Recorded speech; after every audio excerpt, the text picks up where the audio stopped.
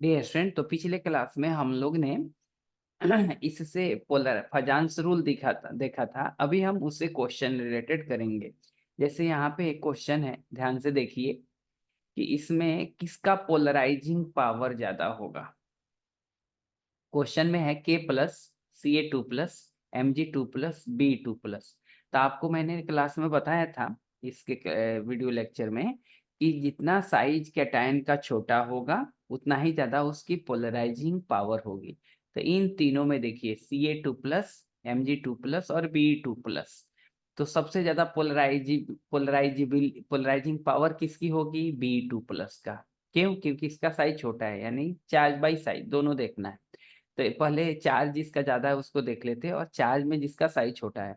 तो सबसे ज्यादा पोलराइजिंग पावर होगी Be2+, देन होगी Mg2+, देन होगी Ca2+, और देन आएगा K+। यानी आपका ऑप्शन कौन सा हो जाएगा? Option will be D. Okay. Then next question, the correct order of polarizability. जैसे क्लोरीन, ब्रोमीन, फ्लोरीन, जैसे ऊपर हमने सिखाया था, इसमें सबसे ज्यादा आयोडीन, ब्रोमीन, क्लोरीन, फ्लोरीन, ये ऐसा ऑर्डर हो जाएगा। अभी एक नेक्स्ट क्वेश्चन है यहाँ पे, among the flowing the maximum covalent character is shown by which compound. कौन से कंपाउंड कोवेलेंट कैरेक्टर ज्यादा दिखाएगा?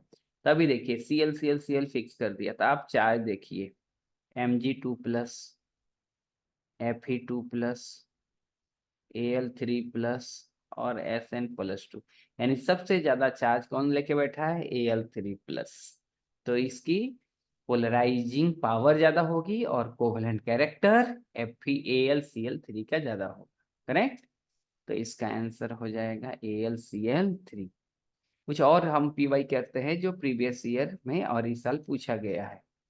अभी इस साल का क्वेश्चन है, इसमें पूछा हुआ है among the bonds in order of increasing ionic character, यानी कोवेलेंट कैरेक्टर का उल्टा है। तो आयनिक कैरेक्टर चेक करना है। तो आयनिक कैरेक्टर चेक करने के लिए सबसे पहले आप चेक करेंगे आयनिक बॉन्ड। तो देखिए ध्यान से, Clf3 में जो है ना कोवेलेंट बॉन्ड है, SO2 में कोवेलेंट बॉन्ड है, N2 में कोवेलेंट बॉन्ड है, और N2 तो सबसे प्योर कोवेलेंट बॉन्ड वाला है, तो सबसे लास्ट में चला जाएगा। तो आइदर ऑप्शन ए होगा, नहीं तो डी होगा। अभी आयनिक कैरेक्टर में देखते हैं LiF और K2O।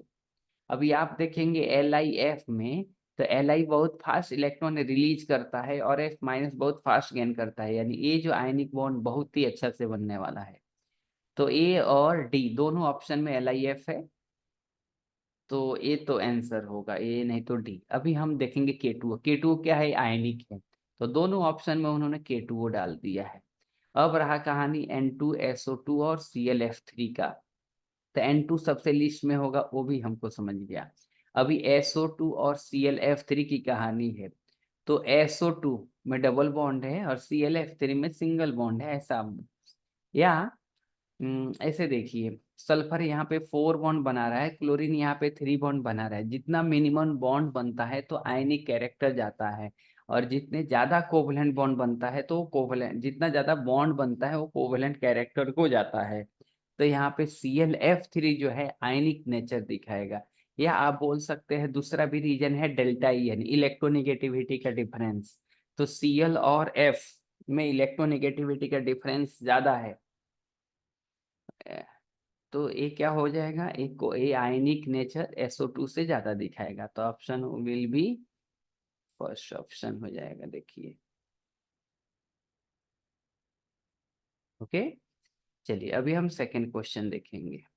सेकंड क्वेश्चन में कह रहा है the number of following factors which affect the percent covalent character of the ionic compound. या हाँ, covalent ionic compound of the ionic compound, ionic compound के अंदर कोवेलेंट कैरेक्टर दीजिए, सेम फजांस रूल।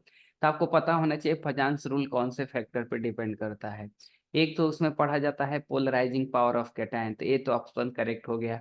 दूसरा, आप तीसरा ऑप्शन को देखिए, पोलराइजेबिलिटी ऑफ एनायन, ये भी चेक किया जाता है।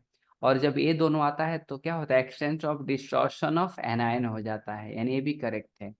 पोलराइजिंग पावर ऑफ एनायन नहीं, पोलराइजिंग पावर ऑफ कैटायन होता है, तो ये रॉन्ग है। तो आप ऊपर के फर्स्ट तीनों ऑप्शन करेक्ट है, यानी यहाँ पे आंसर हो जाएगा 3। अरे करेक्ट आंसर है। ओके। अभी हम थर्ड क्वेश्चन के ऊपर जा रहे हैं। थर्ड क्वेश्चन में कह रहा है मेल्टिंग पॉइंट का है, एक अलग हम सेपरेट वीडियो इसके लिए देखेंगे। ये भी एक क्वेश्चन अलग क्वेश्चन है। चलिए हाँ, ये क्वेश्चन है जो AIEEE 2011 का है। Among the following the maximum covalent character is shown by, कौन कोवेलेंट कैरेक्टर ज्यादा दिखाएगा? सेम हमने पिछले क्वेश्चन में इसको देखा था, तो AlCl3 इसका आंसर हो जाएगा।